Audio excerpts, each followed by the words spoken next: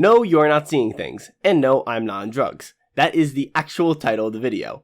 And before you go down to the comments, remember, this is not going to go the way you think. What is up YouTube, my name is Gio, and I have to say, Batwoman Season 3 has genuinely surprised me in a way that leaves me confused. I'm not sure whether this show has actually gotten better, my standards have gotten worse, or that Season 2 was such a violation of the Geneva Conventions that any improvement would have given me a chub in my batsuit. Sexual fantasies aside, by no means am I saying this show is a masterpiece. Hell, it still makes decisions that makes me wonder what combination of drugs the writers were on. But while Season 2 was clearly written by two mentally challenged monkeys, Season 3 seems to be worked on by people that actually have functional frontal cortexes. This video is going to be a little different from my usual style of splitting the good and bad of what I'm talking about into their own sections, because while this show has improved, much like an anchor or a wife, something is always dragging it down. But if you will humor me for however long this video is, sit back and relax as I try to figure out if Batwoman Season 3 is actually good. And if you end up enjoying the video or feel the need to beat my ass with a tire iron, hit that like and a subscribe button. Also turn on the notification bell so you're always notified when I release new content, and it helps with algorithm stuff. Also follow me on Twitter, and at the time of me writing this video, only 8 episodes were released. Ow. Let's start with the plot for the season, which so far has been relatively simple. Last season ended with a bunch of equipment from Batman's Rogues Gallery getting washed up on the shores of Gotham, leading to copycats of several classic villains. The Bat Team, along with Detective Renee Montoya and Alice, don't worry, I'll explain later, are tasked with finding all these trophies and getting them off the streets. Ryan is also forced to face her birth mother and newly discovered brother after the realization that she faked her death after Ryan was born. The plot is pretty straightforward, which in comparison to Season 2 that had the directional awareness of Helen Keller, it's nice to have a storyline for a show not look like a murder board for once. I mean really, try to remember Season 2, and after you get past the PTSD, what was the overall plot? It jumped from Ryan becoming Batwoman, to looking for a mystical island, to then fighting Black Mask's gang, then the Crows, then a mind control Kate. It was a mess, with no plot lines connecting to each other.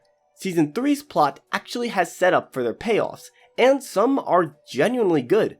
The most recent example is the reveal we get for Renee Montoya at the end of episode 8.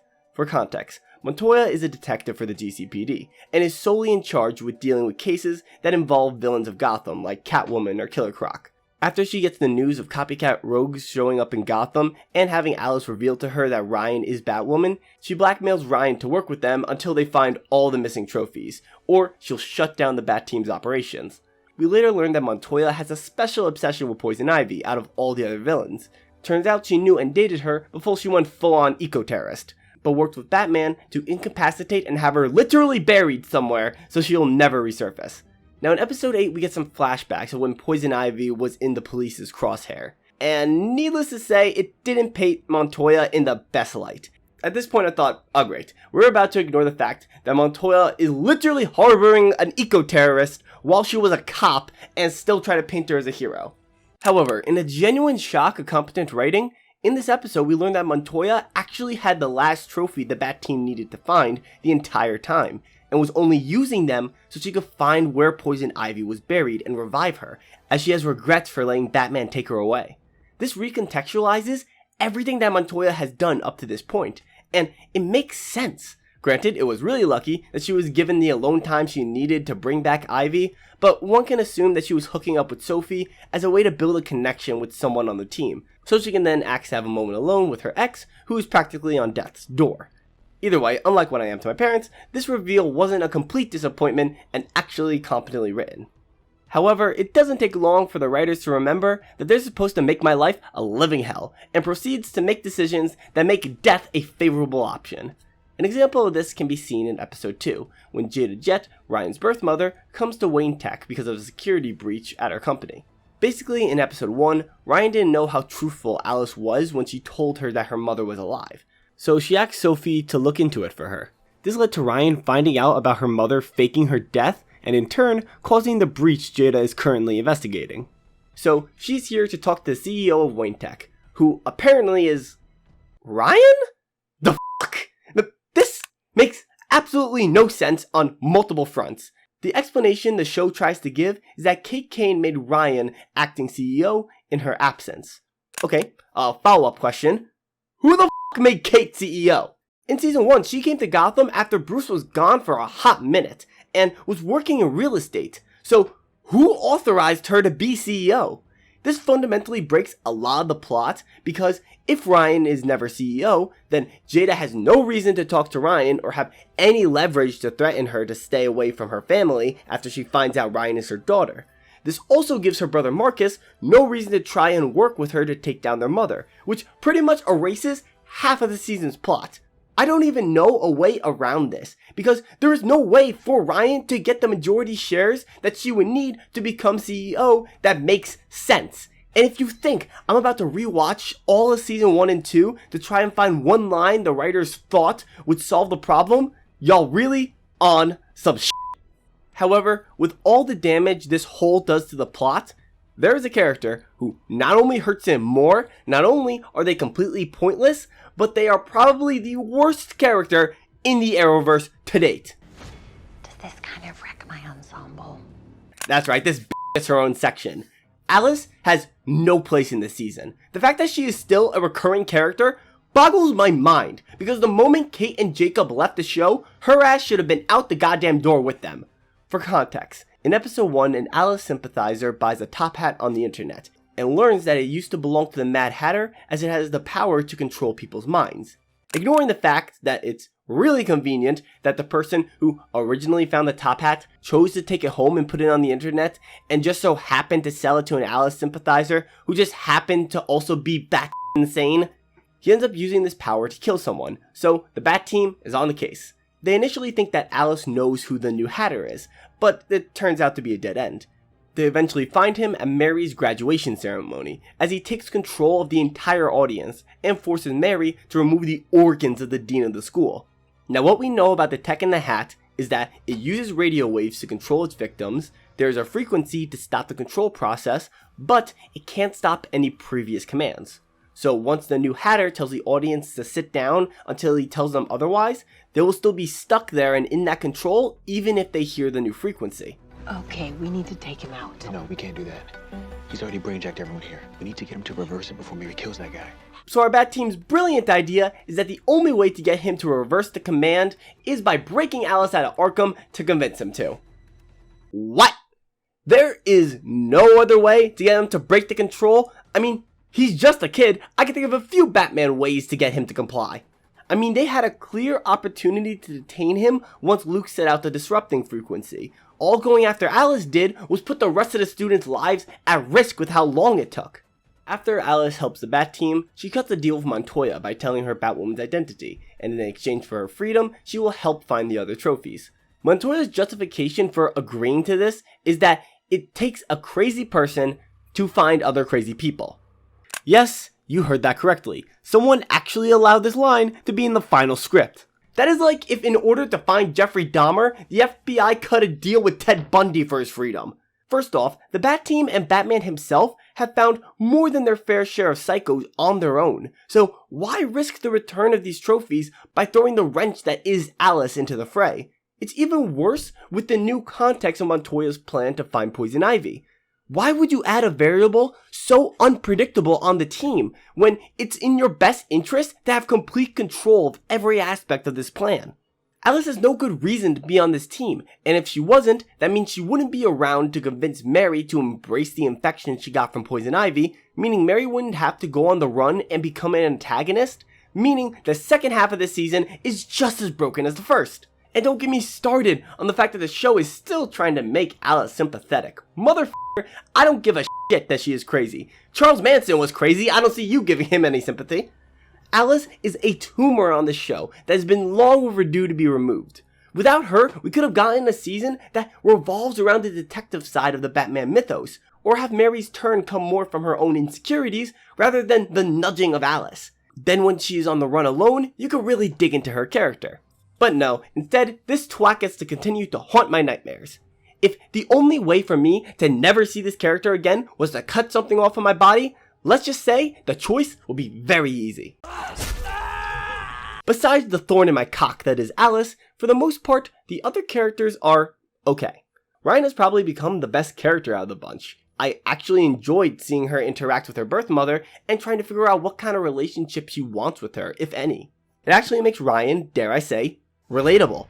On top of that, she doesn't have the horseshoe that was firmly placed up her ass from last season. She actually fails. She is too trusting and can be unaware of other people's feelings at times, and it's actually shown to be a flaw. Holy shit, she is becoming a character! Until the writers decide to make her stupid for the plot. For context, in episode 4, an organization called the Black Glove Society is experimenting on people with Mr. Freeze's cryotech in hopes to find a safe way to unfreeze a frozen person. And if you are wondering who the Black Glove Society is, trust me, they're not important. They're just an organization that pretty much runs Gotham from behind the scenes. It's not like that has been the third secret organization that's been in Gotham or anything. Anyway, they end up experimenting on Sophie's sister, and almost end up killing her. Ryan later finds out that her mother has connections with Black Glove, and confronts her at the end of episode 5. After saying she had no idea people got hurt, Jayda then explains to Ryan that she only hired them because of Marcus. And it's here where we learn that when Marcus was a kid, the Joker pressed his joy buzzer to his head, causing him to have mental issues or whatever. So she wanted the freeze serum in order to put him to sleep until she could fix him. Jayda then makes Ryan promise not to say anything to anyone, and the silence ends up leading to some conflict between her and Sophie, which leads to her shagging up with Montoya and pushing Mary further down her transformation. The problem here is that there is no harm in telling the team about Marcus. I mean, what are they gonna do? Try to kill him or arrest him? If anything, they'll be all for getting him help. I don't follow the logic, and it's just done to add more conflict with the team for no reason. For the most part, Ryan was written pretty well this season. However, stupid decisions from the writers keep holding this character back. I think now's the best time to talk about Ryan's new family introduced this season. More specifically, Marcus. Apparently, he used to be a normal kid, but after getting zapped by the Joker, he pretty much became a sociopath. How's the burger, Dad? What the hell? Peanut butter? Eat it! Where's your pen? Where's your pen? Yeah, as of now, we haven't gotten any information about Marcus's father besides this clip. So I think it's safe to assume that Marcus killed him and Jayda somehow covered it up. This is where Jayda's actions start to confuse the out of me. After your kid killed your husband, or at least attempted to, his ass should have been sent to some kind of place for evaluation. I know Jayda spent a lot of money trying to fix Marcus, but at this point, he should have been put somewhere far away or at least locked deep into Arkham. I mean, you have the resources to cover up a pregnancy and a murder. Hiding your son from the public should be chump change in comparison. I'll say this though, if my dad caught me doing this, I said no! to my mother, let's just say I wouldn't be alive to tell the tale. If you can't tell, Marcus isn't the biggest fan of his mother and tries to team up with Ryan to take her down. However, after Ryan cuts a deal with Jayda to lure him into a trap, Marcus loses his goddamn mind, eventually strong-arming Ryan to sign over Wayne Tech and all of her stocks to him. And on top of that, apparently the show is setting him up to become Batwoman's Joker. Everyone says the world's gone mad, but I get it. Batman had the Joker. Batwoman, you got me. No, just no. Look, no matter what media the Joker is portrayed in, there is always one common variable when he is in a Batman story. That is the fact that he is a foil to the Dark Knight. Joker is chaos, while Batman is order. It's what makes their dynamic so interesting. Marcus doesn't have that same dynamic with Ryan. He isn't a foil to her. He's just crazy, and is often pushed to the side so the plot can focus on other characters. At best, Marcus becomes a wasted opportunity, and at worst, he's completely pointless to the overall plot. Moving on to other characters, Luke is fine. I like how he was given some time to shine as Batwing, but even then, we still get several moments of him just being a bitch. They took out your failsafe and the AI that came with it. That's my dad. Luke isn't exactly a bad character, but much like that pack of condoms you own, he is just underused. We could have had, and may still get, an interesting side plot of Luke dealing with his PTSD from when he was shot. However, the last time it was even mentioned was in episode 3, and since then, we have had no sign of any further exploration. But the show did take time to give us a stupid explanation for how Luke's Batwing suit works. In episode 1, we see Luke and Ryan in a fight against a gang, and Luke starts to hyperventilate, leading to the suit shutting down. We later learn that there was an AI in the Batwing suit, who informs the audience that the suit shutting down in the middle of a fight is actually a safety feature. According to this diagnostic, the suit's failsafe got tripped, causing it to shut down. Excuse the f*** out of me? A safety feature? Yeah, if the suit detects that Luke is hurt or in trouble, it doesn't alert anyone else or flies him to a safe location. Nah, it just powers off and expects everything to be fine. It's literally the interpretation of that SpongeBob clip. Did it, Patrick! We saved the city! That's not a safety feature, that's a f*** you feature. Keep in mind that Luke's father designed this suit, which leads me to believe Luke was an asshole kid. This suit situation doesn't make Luke look stupid, but it sure as hell makes Lucius Fox seem like a dick of a father. Hell, Luke would probably have a better survival rate if his dad left to go get milk when he was a kid. The last character I want to talk about is Mary, who gives me conflicting feelings that surprisingly doesn't have anything to do with what's in my pants. Okay, maybe a little. No, what confuses me about Mary is that she started off pretty solid, but is slowly taking a tumble down the metaphorical stairs. I referenced this throughout the entire video, but in Season 3, Mary ends up getting infected by Poison Ivy's vine. This ends up slowly giving her Ivy's abilities, which comes with a side of mental illness cocktail. You see, the Ivy infection is shown to amplify one's emotions to the utmost degree. For Mary, it increases the insecurities she has when it comes to her place on the Bat team. She feels like she only gets attention when they need her, and is at the bottom of everyone's priority list. So, when Ivy's infection fully takes over, a lot of her actions are done in hopes of getting attention. From telling Marcus Batwoman's secret identity, to the way she uses her powers of manipulation. They play into the idea of Mary forcing people to pay attention to her. This is actually pretty good characterization, and funnily enough, mirrors my opinion of Mary last season of her being incredibly useless. The problem is that she comes across very whiny in episode 8, like an entitled child, and I don't think that is the show's intention. The writers are clearly doing this because they want to redeem Mary later on, so they want to make her sympathetic. But the problem is, by having her have a meltdown over not getting the serum used on her, or as she puts it, Before I even knew what was happening, she used the syringe on Marcus. All I know is, in that moment, I was the least of her problems. It comes across as force. I think it would be a lot better if instead of sadness, this feeling turns to anger. She doesn't need to kill someone, but really focus on that rage she feels of being second fiddle to everyone. I think Mary has the potential to end the show as a very well developed character, but is going to be a balancing act of making her irrational, but not annoying. Oh, I almost forgot. Sophie is a character. Yeah, no, she's just here to be a love interest and doesn't add anything else to the show. What? The writers clearly didn't give a flying f*** about the character. Why the hell should I in this video? One thing I noticed through the writing of this script is that a lot of the problems with these characters, besides Alice, is that they don't get a lot of time. Yeah, who would have thought that I'd be the one saying Batwoman needs more episodes? But early on, they did. A lot of the Mary Ryan drama doesn't work because we don't really get to see them very close as friends. If there were a few more episodes at the start where Mary and Ryan were really close, then when Ryan becomes hyper-focused with her birth family, it could reinforce to the audience Mary's fear of being replaced. Then it would make her transformation feel a lot more natural and a bit more tragic. With more time, we could dive into Luke's PTSD and give him some much needed character. We could make Marcus more of a foil to Ryan and really develop that rivalry. Or we can actually do something with Sophie. Seriously, what the f*** show? Why have you reduced this character down to someone to f***? However, believe it or not, there is still a nightmare scenario where everything gets really bad really fast. And that has to do with the themes of the season. Now, normally I don't talk about themes of what I watch, as I have as much interest in talking about themes as Marvel does in making a good TV show on Disney+. I bring it up here with Batwoman because this season revolves around the idea of mental health, which is quite possibly one of the biggest landmines on the internet.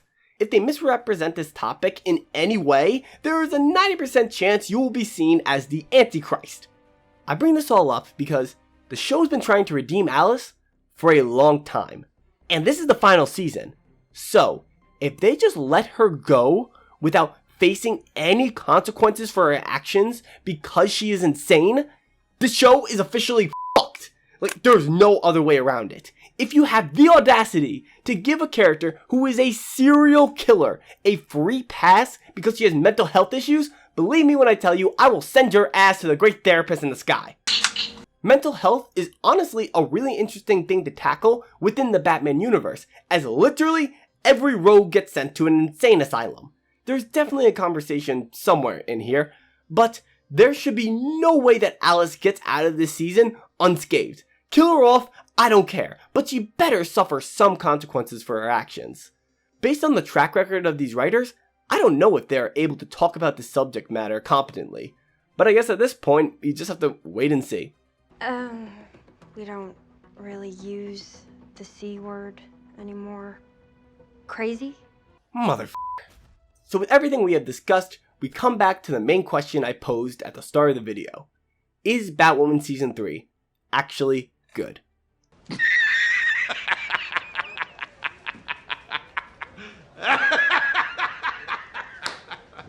No. Yeah, no matter how much better this season has gotten, there are still so many flaws that plague this show. It wouldn't surprise me if some of the writers drive a car while wearing a helmet with some of the decisions they make. While characters like Ryan have gotten better, others like Sophie have regressed so much I literally have nothing to say about them. And at best, someone like Luke is just okay. The plot is close to being competent, but it has too much inconsistencies, conveniences, and straight up holes that are riddled all throughout the season. So what was the point of this video and title if I was just gonna say that the show was bad again? Maybe it's because I know this show had potential from the jump, and it sucks to see it finally start to find its footing during its last season. Maybe it's because even though the show has its problems, I feel the need to praise what has been improved, in hopes that these writers don't make the same mistakes in the future. Or maybe it's because my video on Season 2 is one of my most viewed videos. Who's to say? All I know is that while Season 3 was an improvement, the bar was so low it was practically impossible to do worse. I do plan on watching the show to the end in hopes that they manage to somehow stick some kind of landing, but when looking at the season in isolation, it's clear that the show is still very poorly made.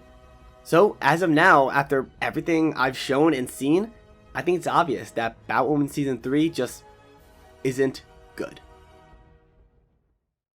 Anyway, I do hope you guys enjoyed the video. Let me know in the comment section down below. How are you guys liking Batwoman Season 3? Do you guys think it's improved? Do you think it's not? Do you think it's just as bad as Season 2? Which I can't see personally, but just let me know down in the comments. Yeah, Batwoman has been a very interesting watch. I will say that. There are some things I like about it. I like what they're doing with it. I like Ryan. I can't believe it to say this. Like, I like Ryan this season. I'm liking some of the things they're doing with Mary. But the thing is, some of the other things just, it just holds it back way too much. There's too many like holes of logic, too many coincidences to really just like let it slide. And the character work is good, like for some of the characters, but then characters like Sophie just get thrown to the side for no reason. Like, literally, she's just there to fuck people. Like, straight up, she's just there to have sex. Other than that, I've been live streaming, at least trying to live stream more. I plan on live streaming tomorrow at the time of this video coming out, which is a Tuesday, Wednesday, February 3rd. So I'm planning on streaming Wednesday. And yeah, I got some plans for the stream. And I got some pretty good ideas on how to improve it and to integrate something that I've kind of been leaving to the wayside a bit. I've kind of been ignoring it because I know like the difficulties of addressing it. It's y'all know what I mean in the upcoming I want to say a couple weeks. I'll say just figure out how to set it all up. But yeah, stream tomorrow, and yeah, come in if you want to just hear some thoughts on what's going on in the pop culture comic book superhero world. Yeah, I don't know. It's late as hell. Also, we have hit 15,000 subscribers. That's right. We just increased another 1,000. Let's keep it going, boys. Let's keep up the 100K grind. I know it seems impossible. It seems impossible to reach that, but I think we can do it. I believe that we can do it. 100K. Only positive thinking here. Only positive 100K. Let's do it by the end of the year. The year just started. But yeah, the grind's been real. I got a lot of ideas of videos that I want to create and produce. Problem is, obviously, one-man team. So honestly, the problem is time. Just always trying to find time to make as much content as I can with the good enough quality. So obviously that plays a factor, but trust me when I tell you guys, I got some ideas that hopefully you guys will enjoy. There's some new ideas in there that obviously are going to be experiments to see if you guys like it or not. But yeah, I got some ideas, and hopefully you guys will enjoy. And obviously next week's video, I've been talking about it for a while. The Flash Armageddon. I'm probably going to be talking about the Flash Armageddon. And yeah, just really break it down, give my thoughts. It'll be the first time that I've actually rewatched it. So I'll be able to really solidify my thoughts on the crossover. And can it save the Flash? Is it proof that the Flash can be saved? Who knows? But yeah, I think I rambled on long enough and extended this video's time way much longer than it needed to be. But anyway, I do hope you guys enjoyed the video. If you guys like the YouTube channel, hit that like and that subscribe button. Also, if you think this channel potential, hit the same buttons. Anyway, my name is Gio, and we'll talk to you all later. Peace. I owe you guys like a proper clap one of these days. It's late. I'm not gonna wake people up. Peace.